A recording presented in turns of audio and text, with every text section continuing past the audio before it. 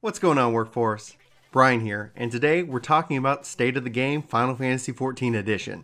Yoshi-P just did an interview with gameindustry.biz, and there's some interesting, little bits and pieces here.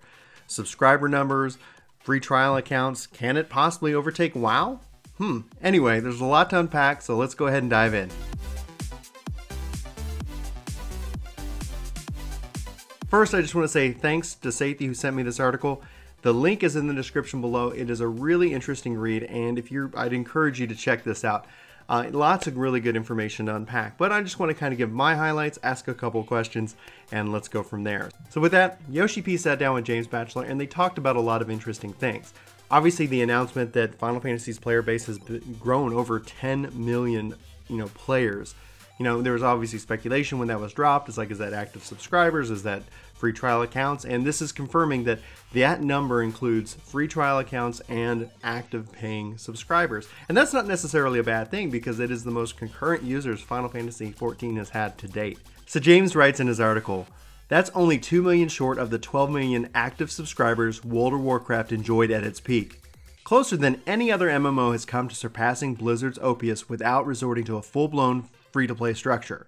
Glory is within the team's grasp, but director Yoshi-P remains firmly grounded in his ambition. So some highlights from this article is that Yoshi-P feels that if they were to overtake WoW, that goal is actually much further away. They still feel like they have to do a lot of catch-up to be able to do that, even though whether they're active subscribers or not continues to grow. This is an important distinction. The article is comparing 12 million active subscribers to Final Fantasy XIV's active subscribers and free trial accounts. Those are two completely different comparisons. If Final Fantasy XIV had 10 million subscribers, then that would be more of a one-to-one comparison. Now, they're not releasing any official numbers here, so Yoshi-P does confirm that Final Fantasy XIV right now, as of October, is enjoying its largest subscriber base to date. So the game continues to grow. He says new players are coming in, and that's largely due to the success of the free trial being at level 35, really kind of allowing the player to experience a lot of what the game has to offer without not opening it up fully. Now, he also goes on to confirm in this article that with the next expansion, so in about 2 years' time, 5.0, they are considering opening up the free trial up to level 50. And I think that's an important distinction because it's actually something that I've hoped that from a model of the game that they do is that let people enjoy the base game up to level 50. Like, there's a lot of content there.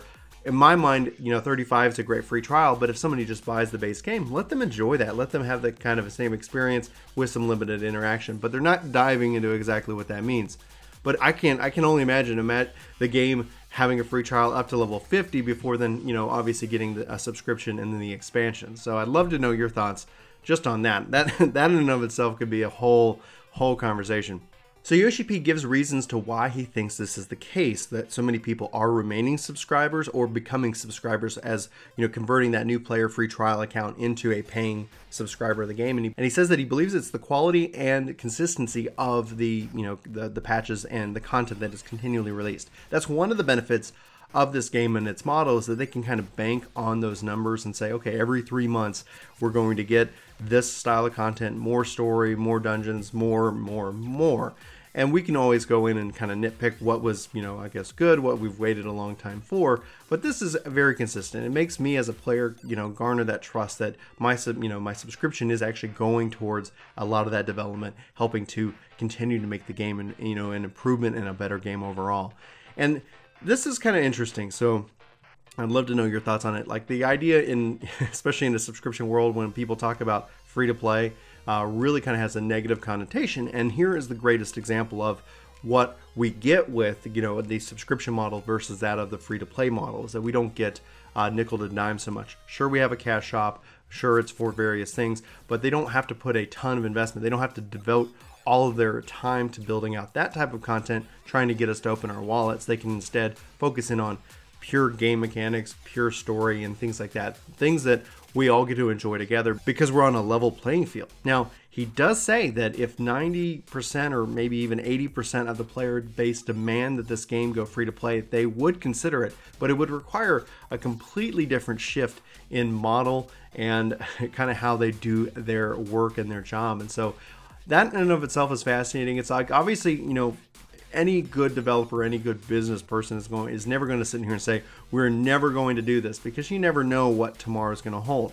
A lot of people sit here and say that the MMO is dying, or it's already died. The genre is, what it is. And it's kind of interesting because I remember a couple years ago, it felt like there was always a new MMO. There was like 2 or 3 a year. And maybe I'm just being completely oblivious to what is, continuing to come out there. But it still seems like, WoW's in first. Final Fantasy is in second in terms of subscriptions, and then you have a variety of kind of that free-to-play MMO style game. And I'm not knocking on any of those those games at all, just because that's their business model. That's fine. I mean, Guild Wars 2 pulls it off very well. People can debate the validity or if they enjoy the game, and that's that's in and of itself a good thing to debate. But at the end of the day, they're maintaining a game, and they're maintaining it off of, these kind of microtransactions, and they built that into the core. I could see a lot of problems if Final Fantasy XIV shifted into that model. There would be a lot of overhead, a lot of changes, and I don't necessarily think they would be the best. But then again, I'm somebody who enjoys the subscription model, and it is a barrier for entry. It is something that you think, because you're kind of prepaying for that time, and life gets busy, time gets busy, and they kind of go through all of that in this article, talking about just the amount of things that happen in life, and you might not necessarily feel like you're getting the value. I know right now, specifically, as we get ready for patch 4.1, you can kind of see that everybody's kind of taking a break. There's lots of other games to play. You might be feeling a little burned out. You might be, whatever, but essentially you're shifting from, actively, consuming the content as quickly as possible to saying, oh, maybe I'll log in, or maybe I won't. I've kind of hit my goals. I've kind of hit my targets, and I'm just waiting for the next thing to happen. And that is, kind of where we are as of recording this video. But here this time next week, oh my goodness, we're going to be sprinting, into 4.1 and diving into that content. Okay, anyway, that's a whole aside here. Getting back to the article at hand. Yoshi-P concludes that with the release of Stormblood, they thought that they would reach some sort of plateau period as an online service, but they were completely surprised to see as many new players coming in as well as returning players coming back. So he confirms again that their active subscriber base has become the largest it's ever been, so they haven't reached that plateau yet. We haven't even peaked, that's what he says. So until we reach that, we just need to focus on continuing to push forward. So the question to you is, can Final Fantasy overtake WoW? And does it even matter? Are you enjoying this game to the point where, it doesn't matter? Blizzard makes great games. Square Enix makes great games. These companies make great games, and if you're enjoying it, awesome.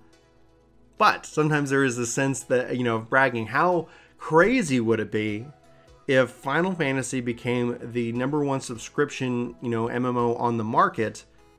Especially, does that at that point defeat this narrative that every time somebody talks about Final Fantasy XIV in the press, it always is coupled with the failure of Final Fantasy XIV, and look how good it is now. I mean, that every article, especially even this one, talks about the failure of 1.0 and where they are now. NoClip did a series just on the failure of 1.0, and it was such a really great series that if you haven't checked it out, please be sure to look them up in their Final Fantasy 1.0 series. It's really quite fascinating.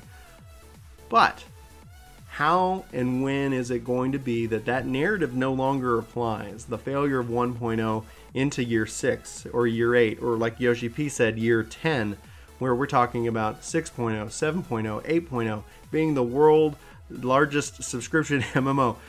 There's a part of me that definitely would love to see that. There is a part of me that would say, that would love, for that success, because that just means more content for us all. That just means more support for this game that I really, really enjoy.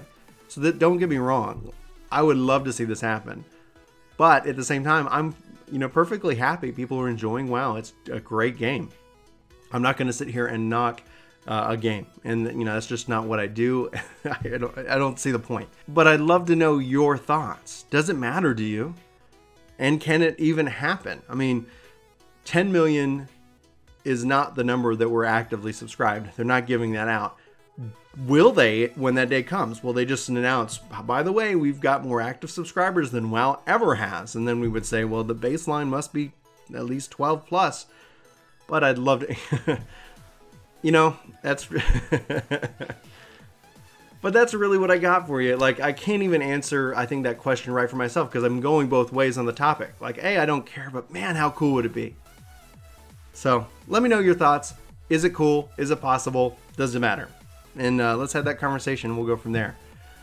Anyway, for Work to Game, my name's Brian. Thanks so much for watching this video. I really hope to see you in my next. Be sure to check out this article for even more details regarding the game and the state of the game as it exists today. But until next time, I hope you have a fantastic week, and take care. Sup, guys? Nice shirt. Oh, man. You think I could get one like that? Well, you can get definitely a shirt like this. You can check out the Red Mage right here.